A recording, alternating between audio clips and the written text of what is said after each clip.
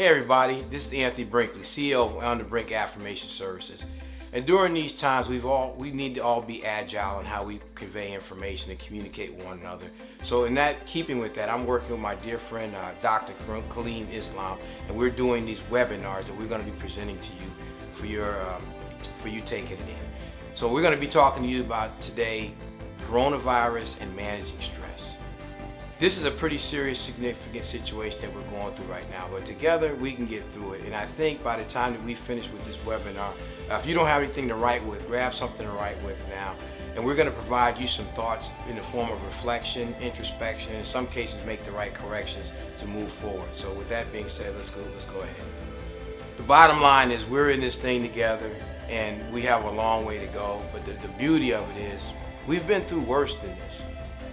The first thing I want you to understand is if you look at the picture that's behind you or that you can see, it has a picture of someone taking a bunch of information in the face. They're basically taking the water hose to the face, if you will. It's a humorous picture, but really it depicts what a crisis is. And simply stated, a crisis is a bunch of information, a convergence of information coming to you at one time.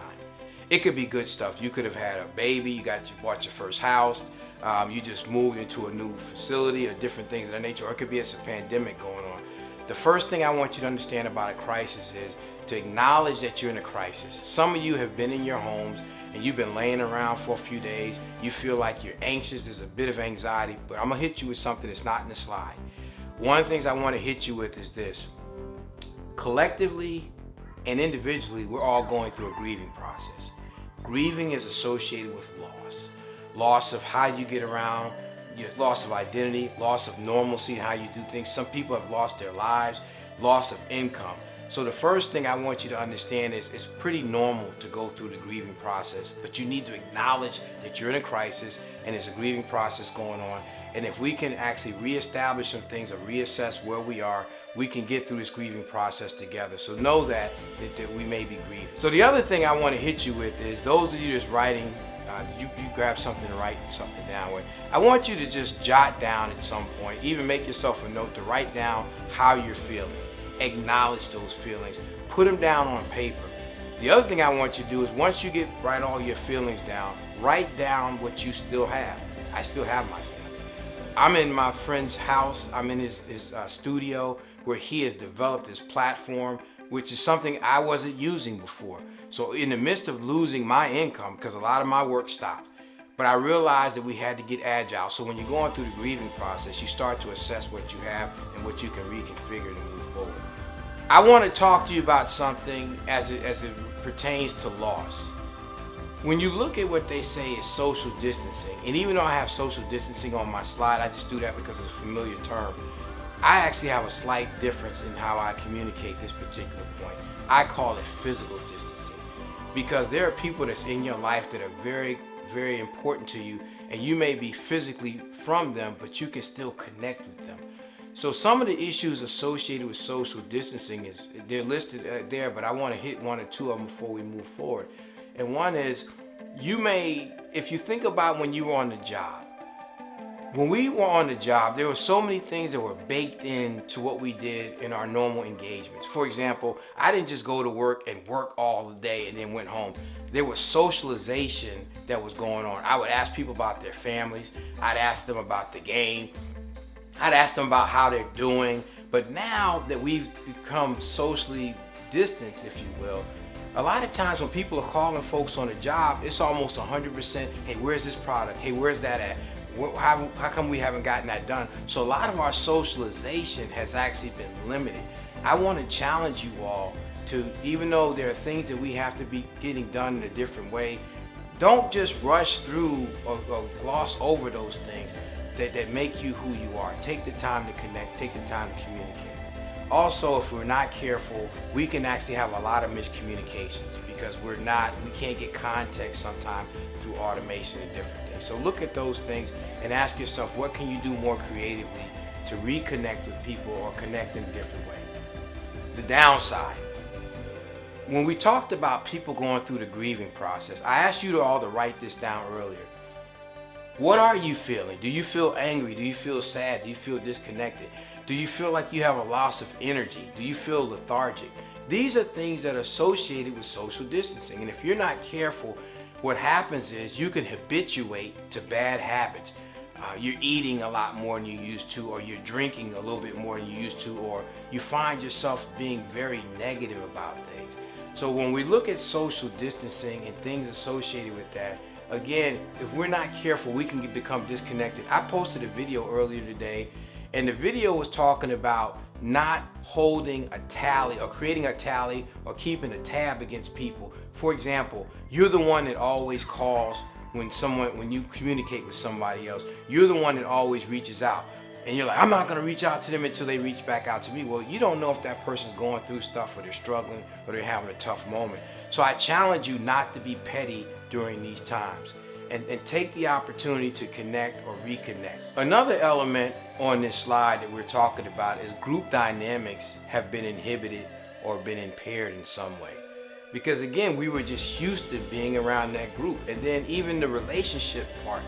Listen, I tell people who have been placed in their homes, one of the first things I want you to do when you get into your house is, if you haven't done this yet, is sit down and have a family meeting and say, listen, this is my work time, this is your workspace, and you actually assign different roles and responsibilities. You come to a coherent understanding of what everyone is going to do. So I would tell somebody, listen, if you wouldn't call me when I was on the job outside the house for this, then I would ask you to hold off until I finish working. And then what that does is it kind of reestablishes boundaries within the workday. The other thing that you can do too is set up a place in the house for everyone. Say, listen, where do you need to go when you need your own space? It could be your room, it could be out back. But I tell people, when you get off the job, don't go straight home, even at your home, even if you're already home. Meaning, sit in your room for a while, go out back, and kind of allow yourself to de-escalate or come down a little bit before you can re-engage with your family. So just look at different ways that we can re-engage through social distancing. So I tell people this way: there are no big I's and there are no little U's, meaning we're all equal in this thing. We're all going through a sense of loss, a sense of adjustment, a sense of reorienting ourselves to our environment. Now, what's important is you can be a part of a team but not feel like you're a part of a team. You can have people that's on your team that's introverted and they're not speaking a lot. And if you don't reach out to them, those people, they may have perspective that you're not getting, or they might feel disengaged. So if you look at this picture of the puzzle, what are we all doing to ensure that everyone knows that they're a part of the puzzle and that they're important? And if you're in a leadership position, whether it's in your home, whether it's in the workplace, whether it's in your religious organization, you need to lead. And you lead by reaching out, you lead by being quiet and listening to what they will tell you that they need to become more effective. One of the biggest things that happens is people start to feel disengaged or disconnected, and they fall off. Because even though you have a big puzzle, if one piece is missing from that puzzle, then that puzzle will never be complete. It will never be fully impacted. And many times when people are going through crises, they suffer in silence. And since I've been a man for 54 years, I'll speak on this. Many men have this equation: distance equals safety in hard times. So we create man caves, we retreat to places that we think, until we figure it out, we're not going to come out. I had an uncle, now I'm showing my age on this, but my uncle was a truck driver, and this was before they had GPS. He said, son, you never ask for directions. He said, as long as you have gas in your car, you're never lost. So he believed that you would never ask for directions. And a lot of men came up with that mentality that you don't ask for help, you don't say that you don't have an answer, you don't say that you're struggling. And if that's your mindset as you go through tough times, what's going to end up happening potentially is you're going to suffer in silence. And people that suffer in silence, what ends up happening is in many cases they make poor choices. There's been a study already in the month of March of this year, 2020, that alcohol abuse has gone up, alcohol consumption has gone up 55% in this country, meaning that people are habituating to poor habits. I'm telling you that you're not alone. I'm telling you to fight the impulse to retreat, to recess within yourself and away from other people, and find good ways to reconnect and reestablish with other people. So how do we do that? If you look at the picture up here, it has a radio antenna up. And what I would tell you is this. Imagine what's important to you. My friend Kaleem and I talk a lot about life, our faith, our families, our friendship. And imagine that those things that keep you who you are, they come in the form of a radio tower. Well, as long as you're near that radio tower, you can hear the source that emanates from that, or the things that emanate from that very clearly. But when you get further away because you're doubting or social distancing or you're feeling sad or you're drinking, all those other things that keep you disconnected, then the further you get away from that, the frequency starts to become interrupted by other frequencies, whether it's doubt, whether it's anxiety, whether it's fear. And now, even though that radio station is still playing, you can't hear it because you're away from it. So what do you need to do? You need to reassess who you are. So write down the things that make you feel who you are. It could be your faith, it could be your God, it could be your family. It could be altruistic things that you do to help other people. And if you have gotten away from that, simply turn around, reestablish, re-engage, and reconnect. So when I do this presentation, I do a lot of stuff for the military and professional athletes, and there's a lot of stuff that's baked into their culture. And they said, Brink, how do I help people? How do I become more connected? And I said, this is how you do it. You have to love the people that's in your life, or love the people you work with. And this one guy said, I can't love the people I work with. I got in trouble for that in my last organization. I said, let me explain to you when I say what love means. Love, the first thing, L, you need to listen to the people that's around you. You need, when you listen to them, just like I'm talking to you, I'm squinting with my eyes. I'm reducing or eliminating all the distractions that's around me right now. So I'm watching your body language. I'm watching your posture. I'm watching how you're responding to my words. So I listen with my eyes by squinting with my eyes. I squint with my ears. I remove all external distractions that could maybe make the message become frustrated or obfuscated before I can get it. I can receive it or give it. So I squint with my ears.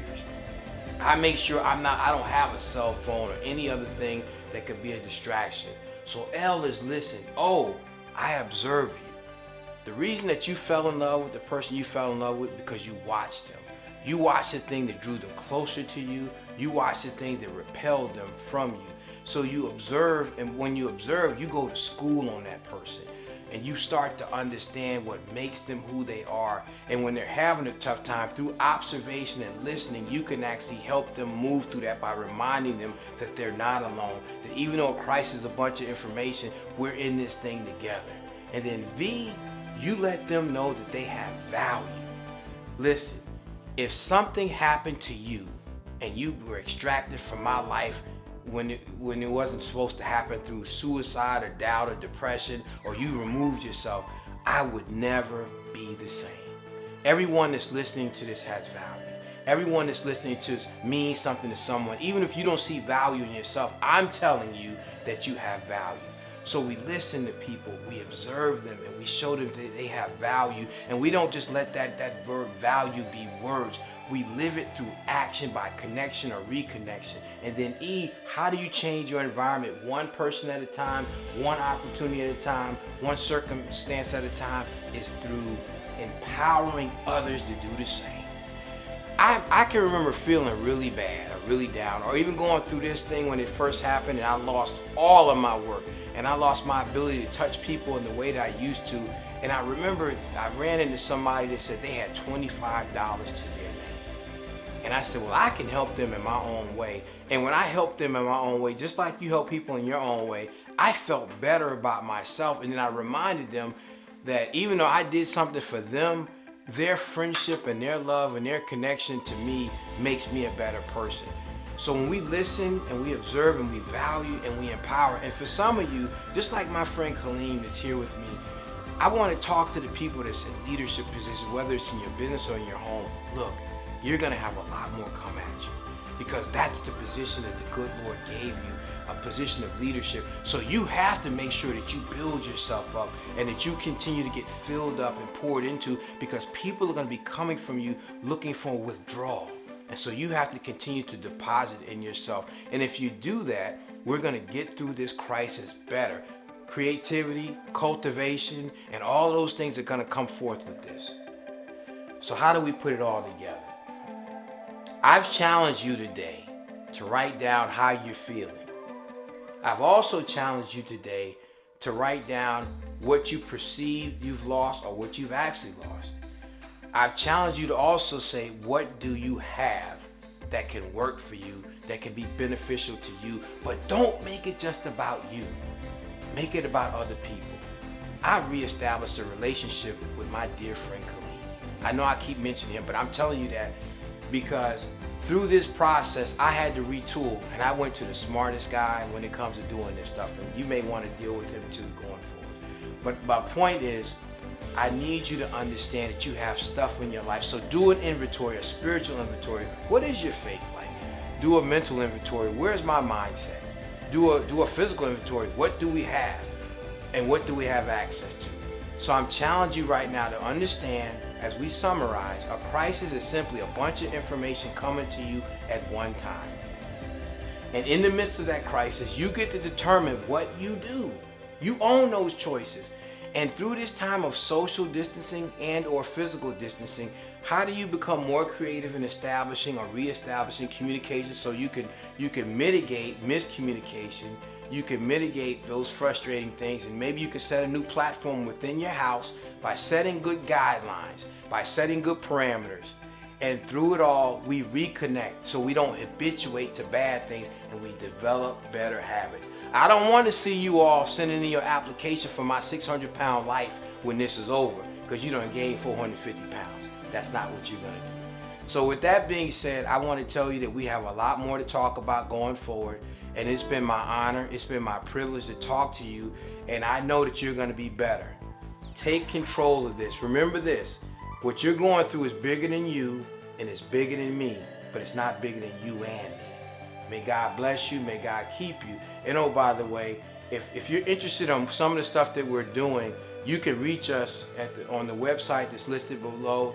And then also, people are always asking me, where can I get your books? Because I'm working on my 4th book now. And I think some of these books will help you get through some of this.